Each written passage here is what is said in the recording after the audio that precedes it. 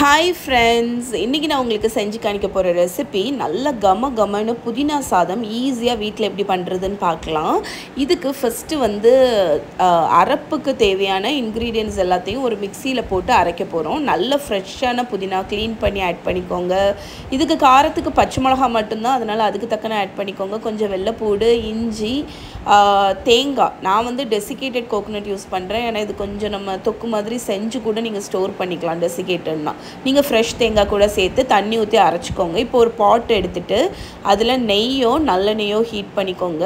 அதுக்கப்புறம் இதில் தாளிக்கிற இன்க்ரீடியன்ட் ஒன்று ஒன்றா ஆட் பண்ணிடலாம். கடலைப்பருப்பு, உளுத்தம் பருப்பு, இந்த ரெண்டும் போட்டு கொஞ்சம் ஒரு லேசாக ஒரு கோல்டன் ஆகிற வரைக்கும் இதை ஃப்ரை பண்ணிக்கோங்க.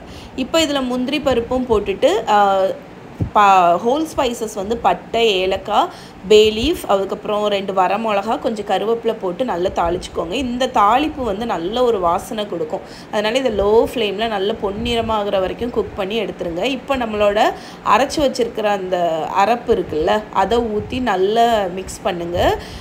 இந்த அரப்பை வந்து நீங்கள் கொஞ்சம் நேரம் குக் பண்ணணும். இப்போ தேவைக்கு நான் கொஞ்சம் உப்பும் கொஞ்சம் வெல்லம் ஆட் பண்ணுவேன். இந்த புதினா இதில் வந்து 1 ஸ்பூன் வெல்லம் வந்து நல்ல ஒரு பேலன்ஸ்டான டேஸ்ட்டு கொடுக்கும். இது வந்து இப்போது எண்ணெய் வந்து பிரிஞ்சு வர்ற வரைக்கும் குக் ஆகணும். அந்த லாஸ்ட் ஸ்டேஜ் வந்தோடனே கொஞ்சம் லெமன் ஜூஸ் ஊற்றி இந்த மாதிரி எண்ணெய் பிரிஞ்சு வர்ற வரைக்கும் குக் பண்ணிவிட்டு வடித்த சாதத்தையும் சேர்த்து நல்லா கிளறிடுங்க. அவ்வளோதாங்க, நம்மளோட புதினா சாதம் ரெடி. ஆக்சுவலி இதை நீங்கள் பல்காக செஞ்சு அந்த பேஸ்ட்டை வந்து நீங்கள் ஃப்ரிட்ஜில் கூட ஸ்டோர் பண்ணிக்கலாம். இதோட ஃபுல் ரிட்டன் ரெசிபி yummy.com